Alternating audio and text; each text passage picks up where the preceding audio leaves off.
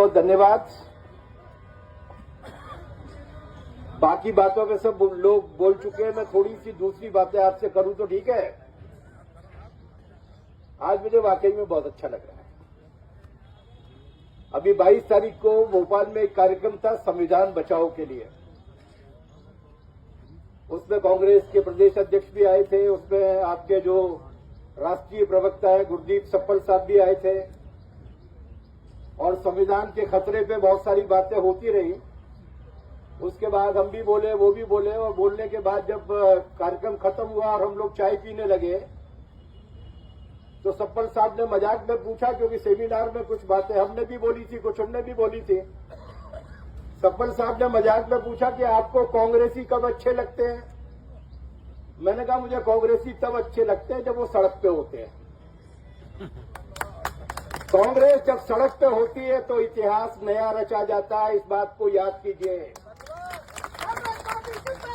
जिंदाबाद जिंदाबाद। औरों की मत मानिए, मेरी मान लीजिए। मैंने 3.5 साल जेल में काटे हैं, जिनमें से 2.5 साल कांग्रेस के राज में काटे हैं, लेकिन इसके बाद भी कह रहा हूं, और वहां भी मैंने कहा था कि संविधान अगर खतरे में है तो आरएसएस की वजह से नहीं है, भारतीय जनता पार्टी की वजह से नहीं है। ये कितने बहादुर हैं हम इन्हें अच्छी तरीके से जानते हैं। हम 19 साल के भी नहीं थे तब इमरजेंसी लगी थी, और उस इमरजेंसी की जेल में पूरे 20 महीने हमको रहने का मौका मिला। हम 14 लोग थे, कामरेड लोग। ये 350-400 लोग थे। हमारे पास एक छोटा सा ट्रांजिस्टर था जिसपे हम गाने सुना करते थे, और गाने चलते थे रात के 11:30 बजे तक, और 11:30 बजे के बाद शुरू होता था रोना।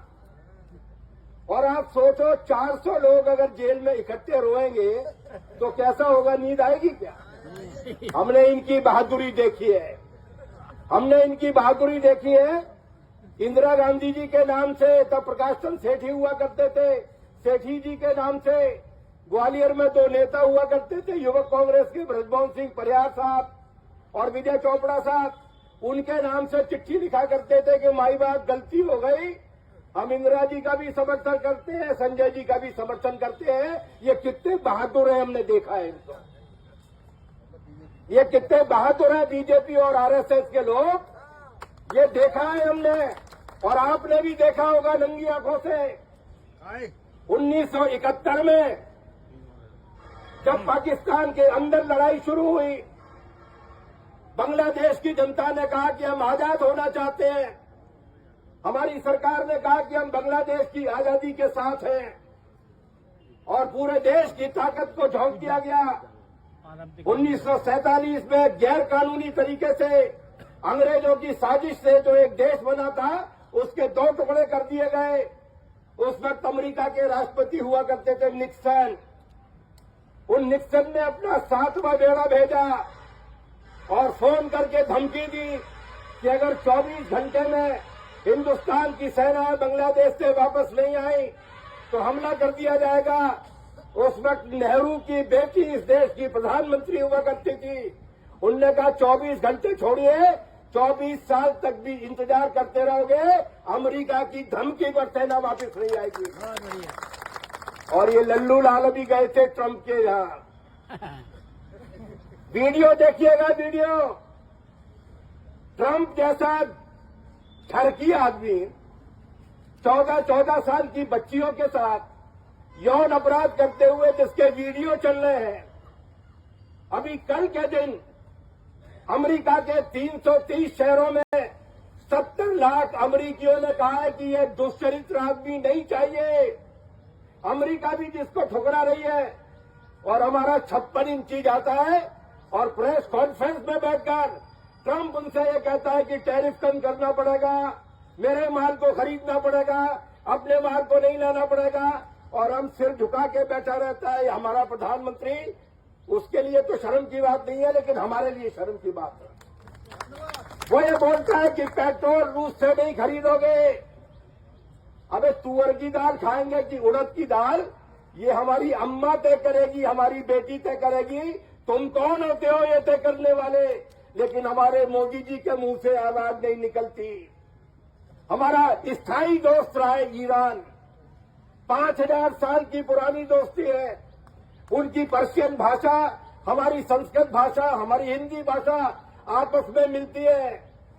इस पूरे 78-80 साल में कभी भी ईरान ने मुस्लिम देशों का साथ नहीं दिया, हमेशा भारत का साथ दिया। उसके विदेश मंत्री की हेलीकॉप्टर में मौत होती है। 25 मई 2025 को पूरे देश में तिरंगे झंडे झुकाए जाते हैं। मोदी जी के राज में ही श्रद्धांजलि दी जाती है और उनके सर्वोच्च नेता मारे जाते हैं। खामेनी साहब, हमारी सरकार श्रद्धांजलि का प्रस्ताव भी नहीं भेज पाती। ऐसा डरपोक प्रधानमंत्री हमने कभी नहीं देखा। आप चाहो तो मैं शाम तक इनकी डरपोकियत की बात बता सकता हूं, क्योंकि नरेंद्र सिंह के पीछे तोमर लगाने से कोई तोमर नहीं हो जाता है।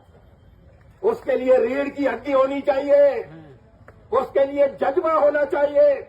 और आज अगर मुरैना की जमीन कौड़ियों के मोल पर जब्त करके अडानी और अंबानियों के लिए शाहरा बिछाई जा रही है, तो न तो वो तोमर है, न वो सिंह है, न वो नरेंद्र है। हम उन्हें अपना नागरिक होने से साफ इनकार करते हैं। हमारे साथ पड़े हैं वो,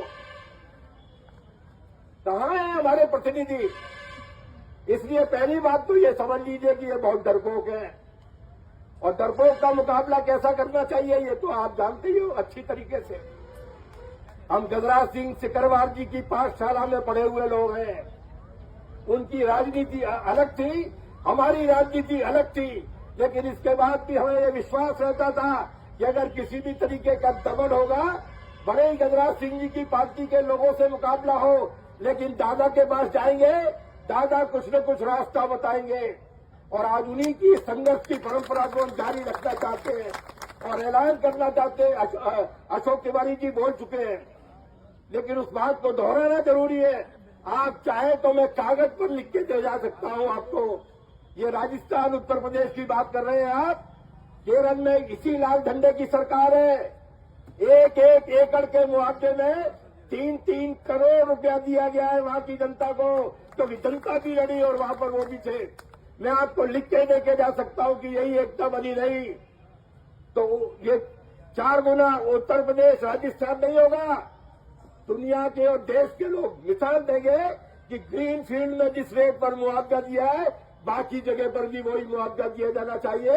हम इतना मुआवजा हासिल कर सकते हैं, लेकिन लड़ना पड़ेगा। आखिरी में 2 बात। सत्यपाल सिंह जी और बाकी सारे लोग आपकी तारीफ कर चुके हैं। मुझे भी बहुत खुशी है कि इतने विपरीत मौसम के बाद भी इतनी बड़ी संख्या में यहां पर लोग इकट्ठा हुए हैं। लेकिन एक राज की बात आपकी कान में कहूं, ये कांग्रेस इकट्ठा नहीं हुई है, ये कांग्रेस के नेता इकट्ठा हुए हैं। हर व्यक्ति जो यहां बैठा है वो नेता है, उसके पीछे वाली जनता नहीं आई है अभी। आप तय कीजिए कि हम नेता ही नहीं आएंगे, अपनी जनता को भी लेकर आएंगे। पूरा रास्ता जाम हो जाएगा। अंबा का जो रेलवे का क्रॉसिंग है, वहां से लेकर कविश्वरी तक का जो रास्ता है, वो पूरे का पूरा रास्ता भरा होगा। और उसके बाद आप कलेक्टर के पास ही जाएंगे, कलेक्टर आपके पास आकर फैसला करेगा और आपकी बात को मानने का काम करेगा। इसलिए इस एकता को नीचे तक ले जाइए, लोगों को लेकर आइए। हम तो आपके साथ हैं, हमसे डरने की जरूरत नहीं है। हम ज्यादा से ज्यादा 1 सीट लड़ते हैं मुरैना में, 1 सीट। हमारी कोई मनोकामना नहीं है कि मुख्यमंत्री बन जाएगा कि सांसद बन जाएगा। हम तो जामन के दही है, जामन के। 1 क्विंटल दूध में तरह वो जामन को दही जमाने की ताकत रखते हैं अशोक तिवारी, मुरारी लाल धाकर और जयराम सिंह धाकर। लेकिन बातें जो घी बनेगा वो को खाएगा, तुम वही खाओगे। तो हम तो जामन के दही हैं, दही जमा रहे हैं। अभी पिप्पल साहब लड़े, वो जब यहाँ पर दलितों पर अत्याचार हुआ, पिप्पल साहब बैठे हुए हैं आपके बीच, 81 साल के हो गए। हमारे शिवराज सिंह चौहान की सरकार ने मुकदमा लगाया कि पिप्पल साहब अपने कंधे पर 2 रेल की पटरी उठा के भागे जा रहे थे। तो हमने शिवराज से मुलाकात करी, हमने कहा अगर 80 साल के पिप्पल साहब 2 रेल की पटरी कंधे पर उठाकर जा रहे हैं, तो ये मुकदमा लगाने वाली बात नहीं है, पद्म विभूषण देने वाली बात। इतना बड़ा काम कर रहे हैं। लगा दिया हम लोग लड़े, लेकिन मुरैना की जनता ने साथ दिया कि नहीं दिया? सुपड़ा साफ कर दिया था। अगर आप संघर्ष के मैदान में आओगे, यही सुपड़ा साफ हो जाएगा। महल की तरफ मत देखो, झोपड़ी की तरफ देखो, और झोपड़ी जिस दिन जाग जाएगी, इन महलों की, कॉर्पोरेटों की, इन सब की दुकानदारी हमेशा के लिए ठप कर दी जाएगी। हम तो खून देने वाले मजनू हैं।